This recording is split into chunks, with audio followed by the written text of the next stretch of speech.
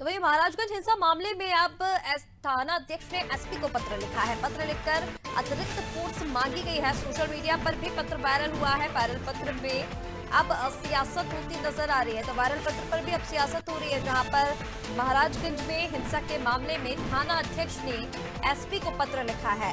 पत्र में थाना अध्यक्ष ने अतिरिक्त फोर्स की मांग की है, अतिरिक्त पुलिस बल की मांग की गई है थाना अध्यक्ष की ओर से। और सोशल मीडिया पर भी ये पत्र वायरल हो रहा है और अब इस वायरल हो रहे पत्र पर भी लगातार सियासत देखने को मिल रही है। चलिए इसी पर ज्यादा अपडेट लेंगे। विनोद लगातार हमारे साथ बने हुए हैं। विनोद, पत्र में अतिरिक्त फोर्स की मांग थाना अध्यक्ष की ओर से की गई है, लेकिन अब इस पत्र को लेकर भी सियासत देखने को मिल रही है। क्या कुछ अपडेट है? निश्चित तौर पर इसका, क्योंकि थाना अध्यक्ष ने एसपी वृंदा शुक्ला को पत्र लिखकर फोर्स की मांग की थी, क्योंकि महाराजगंज हो या नानपारा हो, इन क्षेत्रों में अतिरिक्त फोर्स लगाई जाती थी त्योहारों के समय।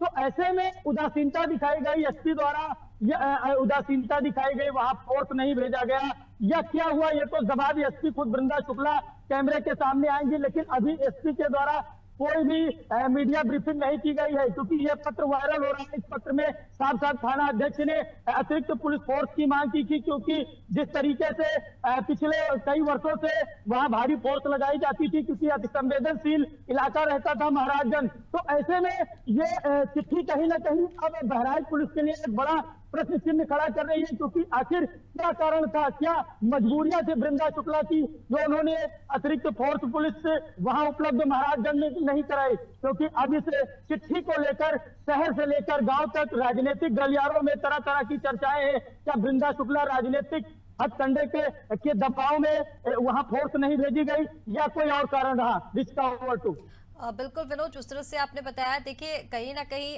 सवाल तो कई खड़े हो रहे हैं, क्योंकि दशहरे का त्यौहार है और अब दीपावली का भी त्यौहार है। और ऐसे में अगर अतिरिक्त फोर्स की मांग की गई है तो निश्चित तौर पर ये ठीक भी है, क्योंकि वहां पर जिस तरह से हिंसा भड़की, आगजनी जो हुई, कहीं ना कहीं अगर वहां पर उस समय भी अतिरिक्त फोर्स तैनात होती तो उस चीज को रोका जा सकता था। फिलहाल तमाम बातचीत के लिए आपका बहुत शुक्रिया। तो लगातार महाराजगंज हिंसा मामले को लेकर एक के बाद एक कार्रवाई देखने को मिल रही है। 2 युवकों को गिरफ्तार किया गया और उसके बाद अब थाना अध्यक्ष के लिखे गए एसपी को पत्र को लेकर सियासत देखने को मिल रही है, जहां पर कई सवाल अब अतिरिक्त फोर्स को लेकर खड़े किए जा रहे हैं।